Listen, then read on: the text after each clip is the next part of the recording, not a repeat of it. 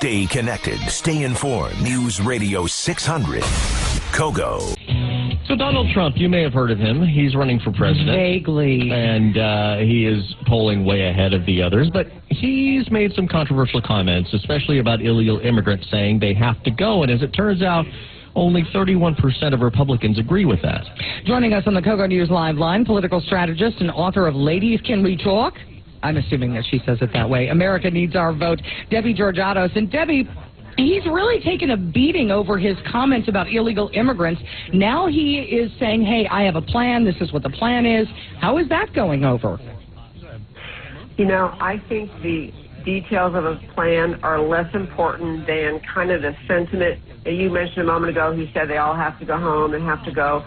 He doesn't have anything in his plan that really would allow that or cause that to occur. He's not talking about rounding people up and marching through the streets of inner cities and dragging people out.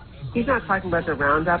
But I think the sentiment that is kind of the idea of just because you entered illegally doesn't mean you have a right to stay here permanently. I think that kind of resonates. People say, why have we just kind of, with unspoken agreement as a society over decades, said, well, once you're here, you have a right to be here and we can never ask you to leave. I think people kind of like that, and it's not really anti-immigrant or anti-Mexican. It's just pro-American economy, pro-American worker. And I think to some segment, they go, yeah, what about the jobs we're supposed to have? I think that's why he resonates. He sounds pro-American. But he's not, but the thing is, to a lot of people, he's not saying it that way. It's coming across as more harsh. Does he need to kind of really explain what he means?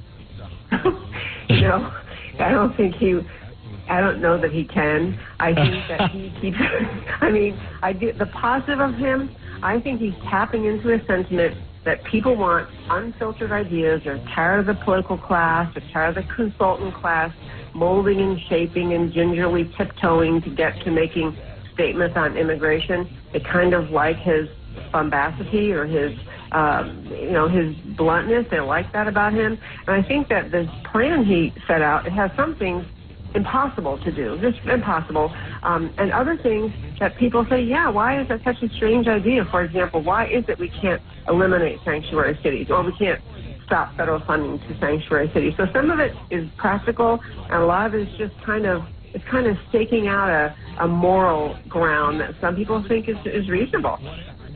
Debbie Georgatos is a political strategist on the Kogo News Live line with us, and illegal immigration has been an issue that Republicans have been pretty staunch on previously until now. It seems with only 31% of Republicans agreeing with his message, yet he's still at the top of the polls. What is up with this dichotomy? Yeah, I don't know that it's always interesting with polls who's actually asked and how they're asked.